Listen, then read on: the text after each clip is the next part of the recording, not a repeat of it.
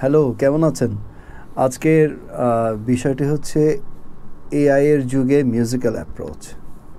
আমরা মনে করি যে এখন যে এআই এর যুগ, এখন আমরা যারা মিউজিশিয়ান বা আমরা যারা মিউজিক করে আনন্দ পাই, অনেক দিন যাবৎ মিউজিক করছি, আমাদের মিউজিক্যাল লিটারেসি যাদের আছে, যারা একটা মানে সার্কেল অফ ফিফথ যারা বোঝে, প্রত্যেকটা স্কেলের আদ্যপান্ত আরেকটা স্কেল, সার্কেল অফ ফিফথ আপনি মানে একসময় বুঝতে পারবেন এটা কি।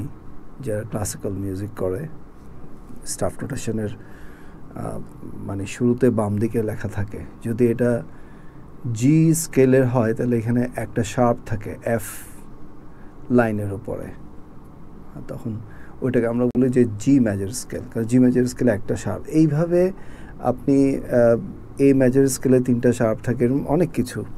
তো এইভাবে সার্কেল অফ ফিফথ মানে কি, আপনি সব বুঝতে পারবেন। মানে এই ফিফথ সার্কেলে গেলে একটা প্রত্যেকটা স্কেলের সাথে লেয়াজও খুঁজে পাওয়া যায়। যেমন এফ মেজর স্কেলে একটা বি ফ্ল্যাট নোট থাকে, একটা ফ্ল্যাট থাকে। এগুলো সার্কেল অফ ফিফথ যারা বুঝে, ওরা প্রত্যেকটা স্কেলগুলোর মধ্যে যে একটা রিলেশন, মানে অনেকটা মহাবিশ্বের গ্যালাক্সির মতো আর কি। একটা গ্যালাক্সিতে কতগুলো গ্রহ আছে, এগুলো কীভাবে কানেক্টেড, তো ওই রকম লেভেলে যারা মিউজিক বোঝে আসলে তাদের জন্য এআই কিন্তু অনেক কার্যকর। আমি যদি একটা গিটার পিস বাজাই,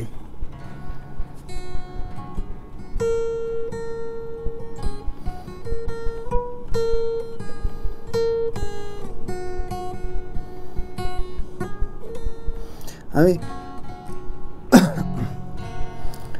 দিলেম খুলে মনের দুয়ার, ঠাঁই করে নিস যখন খুশি, সাপোজ এই লাইনটা আমি যদি এটা এআইকে বলি, ও কিন্তু এটা বুঝতে পারবে, ওইটা জেনারেট করে দিবে। ও বলবে যে তুমি কি ধরনের বিট চাচ্ছ, এটা কি ব্লুজ নাকি রক, নাকি এটা কান্ট্রি, নাকি এটা ইস্টার্ন ফোক মিউজিক, নাকি আমেরিকান ফোক। তো আমি বললাম বা তারপর বললো যে তোমাদের বিটটা কি প্যাশনেট হবে, মানে খুব রিদমিক নাকি খুব স্যাড, এরকম। তা আপনি যাই বলবেন ও কিন্তু একটা জেনারেট করে দিবে এবং আপনার ভালো লাগবে। আপনি এখন এটাকে আবার আমি চাইলে এটাকে সেমি এআই মিউজিকে করতে পারি। তো মজাটা হচ্ছে, আমার মাথায় যে মিউজিকটা বাজে অনবরত, যেটা আমি পারছি না আমার সীমিত রিসোর্সের জন্য। কারণ বাংলাদেশে আমরা এখন স্টুডিওতে যারা কাজ করি, একা কাজ করি।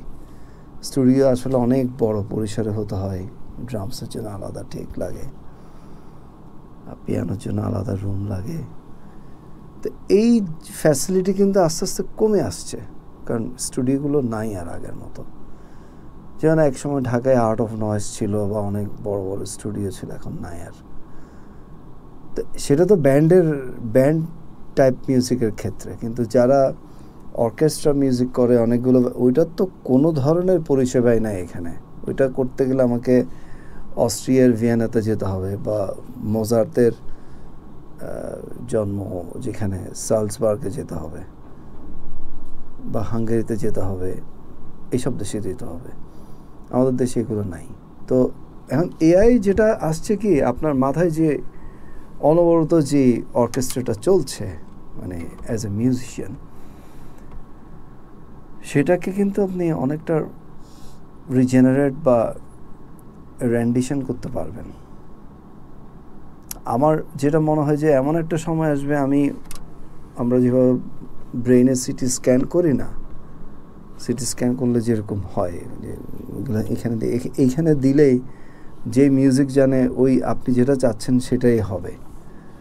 হ্যাঁ, তখন হয়তো একটা সঙ্গীত অন্য লেভেলে যাবে।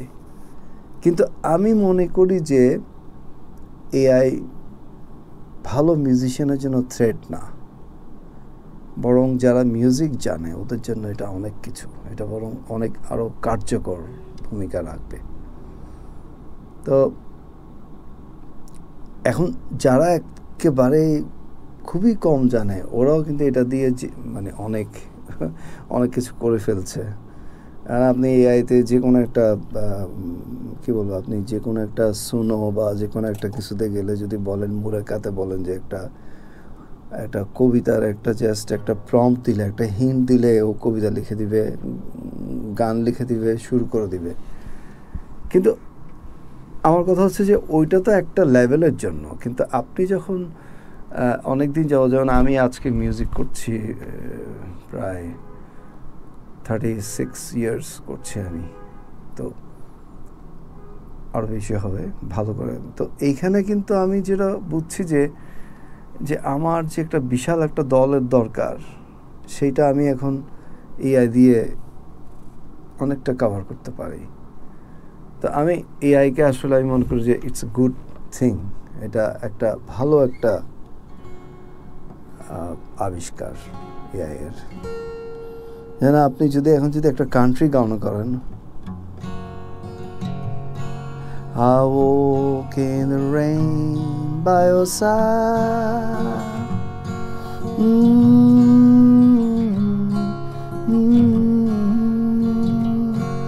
I'll do anything,